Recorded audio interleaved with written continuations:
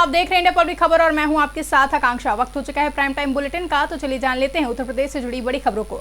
ज्ञानवापी स्थित व्यास जी के तहखाने में पूजा संबंधित आवेदन पर जिला जज डॉक्टर अजय कृष्ण विश्वेश की अदालत में दोनों पक्ष की तरफ से मंगलवार को बहस पूरी कर ली गई थी। अदालत ने इस प्रकरण में बुधवार को अपना आदेश सुनाया। बता दें, तहखाने में पूजा करने की अनुमति मिल गई है। प्रकरण को लेकर हिंदू पक्ष के वकील सुभाष नंदन चतुर्वेदी ने कहा, आज व्यास जी के तहखाने में पूजा करने का अधिकार मिल गया है और कोर्ट ने 1 सप्ताह के भीतर आदेश का अनुपालन करने का आदेश जिलाधिकारी को दिया है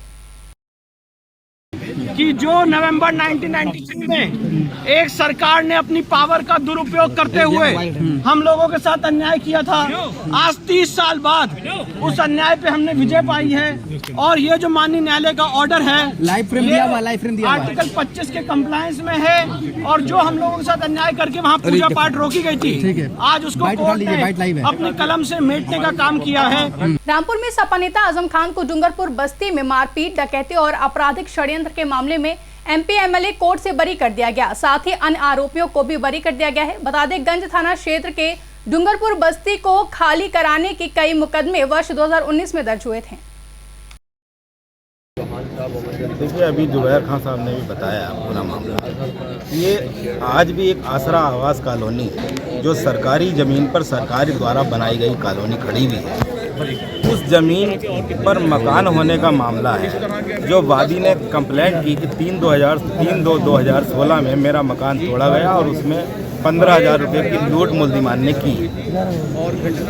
ये आसरा आवास कॉलोनी, इसका निर्माण दिसंबर 2015 से चल रहा था और दिसंबर 2016 में ये बनकर तैयार हो गई थी। तो ऐसे में ये कहना कि 3/2/16 को ऐसी कोई घटना हुई थी, ये असंभव बात है। समाजवादी पार्टी की तरफ से मंगलवार को लोकसभा चुनाव की पहली लिस्ट जारी की गई, जिसमें फैजाबाद लोकसभा सीट से मिल्कीपुर विधायक अवधेश प्रसाद को प्रत्याशी बनाया गया। समाजवादी पार्टी द्वारा राष्ट्र महासचिव व मिल्कीपुर विधायक अवधेश प्रसाद को प्रत्याशी बनाए जाने पर प्रदेश कार्यकारिणी व युवा नेता मोहम्मद शाहबाज के नेतृत्व में सैकड़ों की संख्या में उनके निजी आवास पहुंचकर उन्हें फूल माला भेंट किया गया। वहीं अयोध्या से लोकसभा प्रत्याशी अवधेश प्रसाद ने बताया कि मैं राष्ट्रीय अध्यक्ष अखिलेश यादव ने जो फैसला लिया है उनका सम्मान करता हूँ। लोकसभा क्षेत्र के सभी सम्मानित भाइयों बहनों और सम्मानित वर्गों की तरफ से हार्दिक अभिनंदन करते हैं। बेरोजगार नौजवानों को रोजगार देने के लिए, गरीबों के लिए मदद और सभी समाज के लोगों के लिए और एक आपसदारी भाईचारा का माहौल कायम करने के लिए मैं काम करूंगा और सबका पूरा हिंदुस्तान में नाम को उजागर करूंगा, सम्मान। मैं तो बहुत सौभाग्यशाली हूँ कि मेरा जन्म ही हुआ है और मेरे रोम रोम में राम में है, तो हमारे लिए क्या कहना है। उन्हीं की कृपा से 9 बार हम विधायक हुए।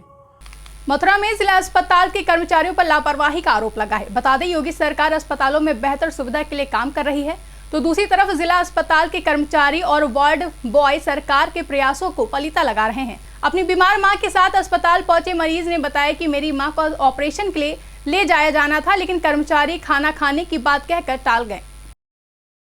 ये हमने ऑपरेशन के लिए बोला, वो ये कह रहे हैं लंच कर रहे हैं अभी हम। अच्छा, खाना खा रहे हैं, दिख नहीं रहा तुमको? कहाँ, किसने बोला, कहाँ जा रहे हो इनको लेकर? ऑपरेशन के लिए जा रहे हैं। अच्छा, यहाँ वार्ड बॉय नहीं थे यहाँ पे? आया ही नहीं है कोई यहाँ से, क्या करें? कहा आपने किसी से? हाँ, वही कहा, ये कह रहे ले आओ यहीं पे। राष्ट्रपिता महात्मा गांधी की पुण्यतिथि पर कांग्रेस जनों ने प्रेस क्लब से गांधी पार्क तक रामधुन गाते हुए पदयात्रा निकाली। रघुपति राघव, राजा राम, पतित पावन सीताराम का गाना गाते हुए कांग्रेसी हाथों में पार्टी का झंडा लिए हुए गांधी पार्क पहुंचने के बाद गांधी जी की मूर्ति पर माल्यार्पण किया गया, जहां गांधी पार्क में एकत्रित कांग्रेसियों को संबोधित करते हुए राष्ट्र सचिव सत्यानंद पटेल ने कहा कि आज ही के दिन नफरत और हिंसा की विचारधारा ने देश से उनके पूज्य बापू को छीन लिया। हमारे पूरे उत्तर प्रदेश में 26 जनवरी से लेकर आज महात्मा गांधी के शहादत दिवस का दिन इस यात्रा का समापन हुआ है। हर ब्लॉक लेवल पर, हर नगर पंचायत लेवल तक और हर जगह 26 तारीख से लेकर आज तक चला और आज जिला मुख्यालय पर इसका हमने समापन किया, जो कि भारत जोड़ो यात्रा को पूरे देश में आदरणीय राहुल गांधी जी के नेतृत्व में निकल रही है।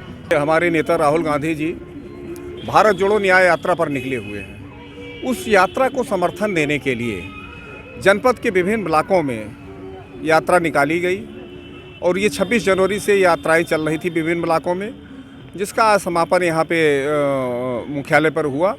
और यहाँ पे इस समय हमारे राष्ट्रीय सचिव और प्रभारी उत्तर प्रदेश सत्यनारायण पटेल जी और प्रदेश उपाध्यक्ष आलोक प्रसाद जी, प्रदेश महासचिव गौतम जी और सचिव सचिदानंद पांडे जी हम लोगों के बीच में भी आए हैं। खबर यूपी के उन्नाव के गंज मुरादाबाद व फतेहपुर 84 ब्लॉक से है, जहां करीब 2 दर्जन से अधिक महिलाएं पहुंची। सभी महिलाओं ने विकास भजन उन्नाव पहुंचकर CDPO कार्यालय में संजय पांडे को अपना ज्ञापन सौंपा और कहा कि हम लोगों को 2 साल से मानदेय नहीं मिल रहा है। वहीं संजय पांडे ने बताया कि सभी महिलाओं का महिला सखी का ज्ञापन ले लिया गया है और इन लोगों का 15 फरवरी तक पैसा आ जाएगा। हम लोग जो है पिछले 3 सालों से ड्राइव राशन का कार्य कर रहे हैं, जो कि आंगनबाड़ी कार्यकर्ता को देते हैं। हम लोग पिछले 3 सालों से कोई मानदेय नहीं आया है। हम लोग ब्लॉक, तहसील, विधायक के पास भी गए और हमारी कहीं पर कोई सुनवाई नहीं हुई, सिर्फ आश्वासन ही दिया गया। तो हम महिलाएं बहुत परेशान हैं, तो हम यहाँ तक आए हैं अपना हक और अपना अधिकार लेने के लिए, अपनी बात कहने के लिए कि हमारा मानदेय कब तक हमको दिलाया जाएगा। समूह सखी का कार्य कर रही है 2020 से जी, कोई मानदेय नहीं मिला है, न जानकारी कि कब आएगा कब नहीं आएगा। अच्छा। और ड्राई राशन भी उठा रहे हैं 2020 से, उसका भी कोई मानदेय नहीं आया। अभी हमको 15 फरवरी तक की मतलब बोला गया है कि आपका ड्राई राशन का पैसा आ जाएगा। मांग क्या है आपकी? 2-3 सालों से हम लोग ड्राई राशन मतलब ग्रहण कर रहे हैं, तो उसका पैसा नहीं आ रहा। तो इसीलिए हम लोगों ने मतलब तहसील या ब्लॉक में हर जगह एप्लीकेशन दी, वहाँ कोई सुनाई नहीं हुई, तब हम जाकर यहाँ आए। फिलहाल के लिए वक्त है छोटे से ब्रेक का। ब्रेक के बाद जारी रहेगा खबरों का सिलसिला।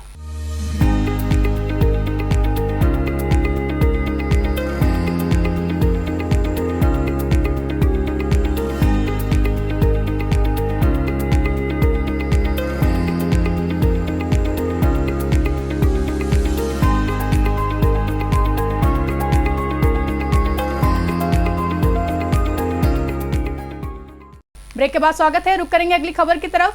संविधान बचाओ देश बचाओ के अंतर्गत PDA पखवाड़ा के तहत समाजवादी सांस्कृतिक प्रकोष्ठ के प्रदेश सचिव दिव्यांग पंडित समरजीत ने विधानसभा बीकापुर क्षेत्र के ग्राम सभा वासुदेवपुर में चौपाल लगाकर माताओं, बहनों और भाइयों से संविधान की रक्षा के लिए अपील की है।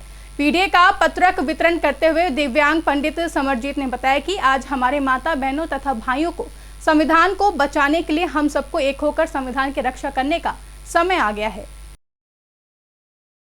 देखिए, PDA पखवाड़ा को लेकर हम अयोध्या जनपद के गांव-गांव चौपाल लगा रहे हैं। हमारे सपा राष्ट्रीय अध्यक्ष जी का PDA पखवाड़ा जो चल रहा है, उसमें पिछड़ा दलित अल्पसंख्यकों के जो अधिकार हैं, उनका संविधान है वह खतरे में है। उसी को बचाने के लिए हम गांव-गांव इस समय चौपाल लगा के लोगों को संविधान की रक्षा तथा देश की रक्षा के लिए लोग जनता को बताने का काम कर रहे हैं। और यही जनता हमारी 2024 में भाजपा जैसी अत्याचारी सरकार को देश तथा प्रदेश से खदेड़ने का काम करेगी। बुलंदशहर के खुर्जा जंक्शन क्षेत्र में एक खंडहर में चल रही अवैध तमंचा फैक्ट्री का भांडाफोड़ पुलिस ने कर दिया है। पुलिस ने भारी संख्या में बने और अधबने असलहे बरामद किए। बता दें कि दावा है कि लोकसभा चुनाव को लेकर असलहों के सौदागर ऑन डिमांड असलहे बेच रहे थे, जहां पुलिस ने फैक्ट्री से 5 तमंचे, 20 अधबने तमंचे, 32 नाल और 100 ट्रिगर बरामद किए हैं।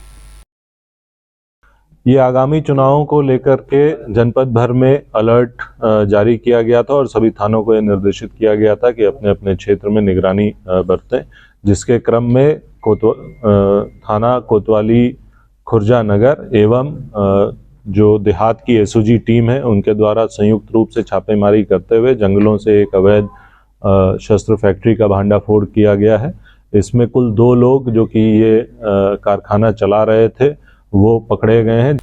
उत्तर प्रदेश के जनपद हापुड़ में थाना धौलाना पुलिस ने फर्जी तरीके से कंपनी से मोबाइल फोन, लैपटॉप व टैबलेट जैसे सामान का गमन करने की घटना में कंपनी के कर्मचारी वांछित आरोपी को गुलावटी रोड ग्राम नंदपुर के पास से गिरफ्तार किया। पुलिस अधीक्षक ने मीडिया से बात करते हुए बताया कि गिरफ्तार अभियुक्त एक्सप्रेस डिलीवरी कंपनी धौलाना में काम करता था, जिसमें ये लोग फर्जी ग्राहक बनकर फ्लिपकार्ट, अमेजॉन और अन्य वेबसाइट से महंगे मोबाइल, लैपटॉप, टैबलेट मंगाकर फर्जीवाड़ा करते थे। 20 लाख रुपए के तो यही फ़ोन है, तो अगर हम मान के चले 93 मोबाइल और 24 लैपटॉप है, तो ये लगभग कुछ करोड़ों में जाएगा ये। और इसके बारे में अभी जो कंपनी है उनसे भी हमारी लगातार बातचीत हो रही है। जो अन्य सामान भी है उसको भी हम लोग रिकवर करके कंपनी को वापस कर पाएंगे। ये लोग जा करके अपने गांव और गांव मोहल्ले में आसपास जो भी जान पहचान के लोग होते थे उसको ये लोग सस्ते में ये फोन्स और ये सारी चीजें बेच दिया करते हैं। यूपी के कासगंज जिले में एक बार फिर 2011 और 2012 शिक्षक भर्ती सुर्खियां में आ गई हैं, जहां कासगंज जिले में 2011 और 2012 में शिक्षा विभाग में भर्ती हुए शिक्षकों के प्रमाण पत्र का सत्यापन शासन के दिशा निर्देश पर कराया जा रहा है। बता दें कि कासगंज जनपद में ऐसे 202 शिक्षकों के प्रमाण पत्रों का सत्यापन कराया जा रहा है, जो कि 2011 और 2012 में भर्ती हुए थे। शासन को इनके प्रमाण पत्र भेजे गए हैं। शासन के निर्देशानुसार 2010 के बाद की जो नियुक्तियां हुई हैं उनमें नियुक्त अध्यापकों के दस्तावेजों का सत्यापन कराने के निर्देश दिए गए हैं, जिसके क्रम में सर्वप्रथम 2011 और 12 की भर्ती में 202 अध्यापकों के समस्त दस्तावेज यहां से सत्यापन के लिए भेज दिए गए हैं। अब उनका सत्यापन होके जैसे ही आता है कार्यालय में, तब उसके बाद उस पर निर्णय लिया जाएगा। क्या अभी तक कुछ सामने आया है सर? नहीं, ऐसा कुछ नहीं। जनपद उन्नाव से सदर कोतवाली क्षेत्र के आदर्श नगर में हुई चोरी का पुलिस अब तक खुलासा करने में नाकाम रही है। पीड़ित नागेंद्र तिवारी ने आरोप लगाया कि एक हफ्ते से पुलिस अधीक्षक कार्यालय के चक्कर काटने को मजबूर हैं और पुलिस प्रशासन से न्याय की गुहार लगा रहे हैं। मेरे यहाँ 24 तारीख को चोरी हो गई थी आदर्श नगर में। मेरा मुकदमा कोतवाली में दर्ज है। अभी तक पुलिस किसी भी प्रकार के कोई सबूत नहीं जुटा पाई, ना भी खुलासा कर पाई। मैं एसपी ऑफिस कोतवाली में बराबर चक्कर काट रहा हूँ और मेरी कोई सुनवाई नहीं हो रही है किसी भी प्रकार की। फिलहाल के लिए प्राइम टाइम बुलेटिन में बस इतना ही। देश और दुनिया की ऐसी ही तमाम बड़ी खबरों के लिए बने रहें इंडिया पब्लिक खबर के साथ।